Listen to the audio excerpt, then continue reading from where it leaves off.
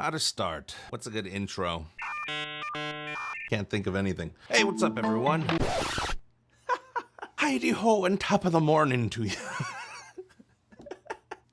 All right. Yo, what's up, everyone? My name is Brent Mukai. I am the voice actor of Upper Moon 5 Gyoko from Demon Slayer. And today, I'm really excited to review a video that was made about the character, Upper Moon 5 Gyoko, by AnimeUproar, who I enjoy thoroughly. I've listened to AnimeUproar Animac on the Rant Cafe podcast, as well as the One Piece and Naruto Virgin podcasts. I'm a big fan, so let's just jump into it and see what he's got to say about the character. Maybe I'll learn something.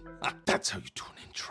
All right, let's watch. Check it out, AnimeUproar. Upper Moon 5 Gyoko is one of the sickest, most depraved villains that you'll ever meet. You know it. And by the end of this video, you will know everything there is to know about his powers and his secret backstory. Secret backstory, ooh la la. Information that wasn't even in the manga and can only be found in extra materials like fan books that still haven't even gotten an official English translation. Thankfully, I got you covered with all the disturbing details, so let's get into it. If you guys enjoy our Demon Slayer content and you want to see more in the future, leave a quick like and comment right now. It only takes you a second, but it helps us with that YouTube algorithm. I guess I should subscribe and quick fact, over half of you guys who watch our videos regularly haven't taken the time to subscribe yet. Do me a big favor and make this the video that you subscribe and hit that notification bell done. right now. Subscribing on YouTube is completely free, but it is a very real way of directly supporting the channel. Okay, so as I said, very little is revealed about Gyoko's backstory in the actual manga.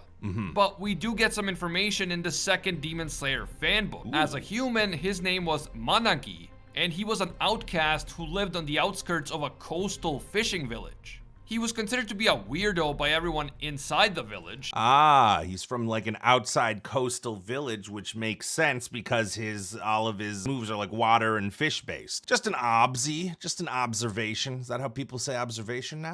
And he apparently collected fish carcasses in his spare time and did other weird and creepy things as well. Managi lost his parents at a young age. They were both fishermen, and on one of his fishing trips, they had an accident and drowned. Once the bodies of his parents were recovered, they were badly decomposed. But Managi thought that the bodies of his dead parents were beautiful, and he became fascinated by them. This is a massive red flag if I've ever seen one. I mean, if you ever see a character in any crime show or horror movie who is like fascinated by dead bodies and thinks they're beautiful, you better believe that character is going to turn out to be the insane serial killer that everyone's been looking for the entire time. Anyway, one day, one of the village children began teasing Managi for being so weird. I bet that then does not end up well. The child and stuffed the child's body in a big pot. When the child's parents found out, they attacked Managi, stabbed him with a two-pronged fishing fork, and left him to die. Ooh, two-pronged fishing was fork. Stubborn. What the hell's a two-pronged fishing fork? Let's see. Two-pronged fishing fork. I just want to see what this looks like. Oh yeah, that's not great. Yeah, that's not great. He clung to life nearly half a day despite being severely injured. We don't really know the specific details of this incident, but you definitely can't blame the parents for doing what they did to Managi. Sure, if the kid just went to tease him for no reason, that's obviously wrong, but it's still just a kid, and there is no excuse whatsoever for doing what this freak did. Around the time that Managi was slowly dying from his wounds, Muzan just happened to come across him, and he was impressed by the fact that Managi was stubbornly clinging to life. Muzan decided to turn Managi into a demon, and that is when he became known as Gyoko. As a demon, Gyoko developed a taste for human flesh, and especially for children. This guy definitely deserved to die, but thanks to Muzan— Wait, what? I didn't know that. I feel like all of the people Gyoko killed in the show were actually not children at all. Like, he went after the kid, but then, like, I don't know, I felt like all of them were adults. Anyway. Muzan's appearance, it was not to be. He eventually rose to the rank of the 5th strongest demon after Muzan himself. Yeah. In terms of personality, along with being a sadistic killer who especially targets children, Gyoko also seems to despise all living creatures. The only exception is Muzan. Gyoko has a sick infatuation with Muzan, and he goes out of his way to prove himself to Muzan and to make him happy. He feels terrible if Muzan ever scolds him, and he wants to show his master that he is more useful than the other demon moons. You telling me that Gyoko is a simp? In his demon form, Gyoko is a grotesque creature with 2 mouths where his eyes should be, That's a little and an far. eye in his mouth and on his forehead. He also has small, childlike arms popping out randomly from his body, which adds yet another layer to this guy's already record-breaking levels of creepiness. In his first demon form, he looks like a genie who lives inside a large, ornately decorated vase. His design features fish-based elements to go along with his fascination with fish carcasses, and this is especially evident in his final form, his true demon form, in which he looks less like a genie and more like a humanoid merman. Along with Upper Moon 4 Hantengu, Gyoko is the main antagonist of the Swordsmith Village arc. When we first see Gyoko during the big meeting of the Upper Moons, he emerges from a vase and engages in small talk with Akaza, Doma, and the others. But the only person that Gyoko is really interested in is his master, and he is extremely eager to please him. Gyoko emphasizes that he has important information about the Demon Slayers, and he stresses that this makes him more useful to Muzan than the other Upper Moons. Gyoko especially wants to make his usefulness known at this particular time, because during the meeting Muzan expresses his disappointment in the Upper Moons and implies that they are all useless. But after Gyoko offers up some secret information to Muzan, his master violently removes his head from his body before Gyoko even realizes what happened. Muzan then proceeds to monologue about how he hates change while holding Gyoko's head in his hand. Muzan essentially removed Gyoko's head. Funny story. The first time I recorded this, like, I came in for this session and I actually thought that I was just dead. Because we only recorded the first episode or the first whatever for the movie that came out and previewed, and I saw him get beheaded and I was like, oh, okay, maybe he's just dead. I got sad a little bit. I was like, is this the end of Gyoko already? But good to know. Good to know he wasn't, and, you know, I had further recording sessions after that. But that first session, I was like, oh, okay, I guess I'm just dead. I was just there to show how powerful Muzan is. Just to make a point, and just to remind the Upper Moons how strong and how fast he really is. But Gyoko isn't upset by Muzan's unwarranted attack. In fact, he takes a sick pleasure in the fact that Muzan is touching his head, and he calls the experience sublime. This brief scene alone tells us just how messed up Gyoko truly is. The man is a living, breathing red flag. In terms of power, we already know that Gyoko is an extremely powerful demon, because he is one of the Upper Moons. We usually pay the most attention to the upper 3 because they are stronger, and let's face it, they are cooler than, say, Gyoko and... How dare you? How dare you, Animac? I trusted you. I loved you. I hyped you up in the beginning, and now you say the other 3 are cooler? Even Hantengu?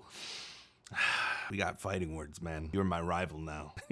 Hantengu, but we can't forget that Gyoko is considered stronger than Daki and Yutaro, and they were known for killing 22 Hashira between them. Ooh. So Gyoko is no joke, and he has all the regular powers that demons possess, including regeneration and flesh manipulation, but as an Upper Moon, his abilities are at the highest end of the scale. The fact that he survived being beheaded by Muzan without even showing signs of pain or suffering tells us right away that Gyoko is extremely tough and durable.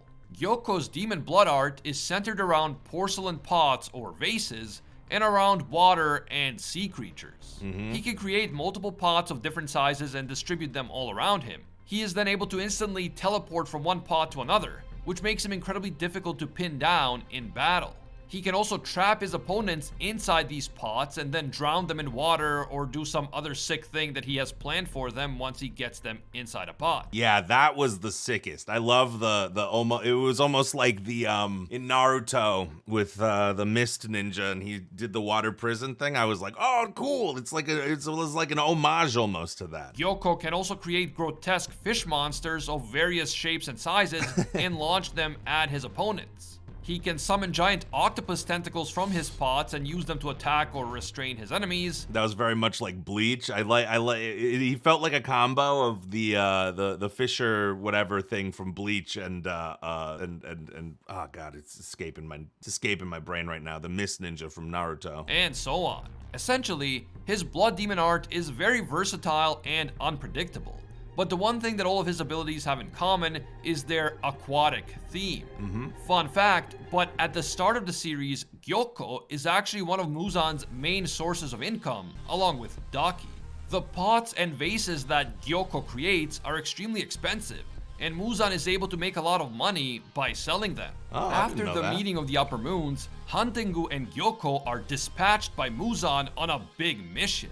That information that Gyoko wanted to share with Muzan at the meeting was the top secret location of the Swordsmith Village, a critically important Demon Slayer sanctuary. And so the two Demon Moons are then sent out to attack the village. Gyoko makes his appearance inside the village after an unsuspecting villager stumbles upon a vase in the middle of a path. As the villager reaches for the vase, he is sucked in and devoured, but Gyoko then spits him back up, saying that the taste is awful.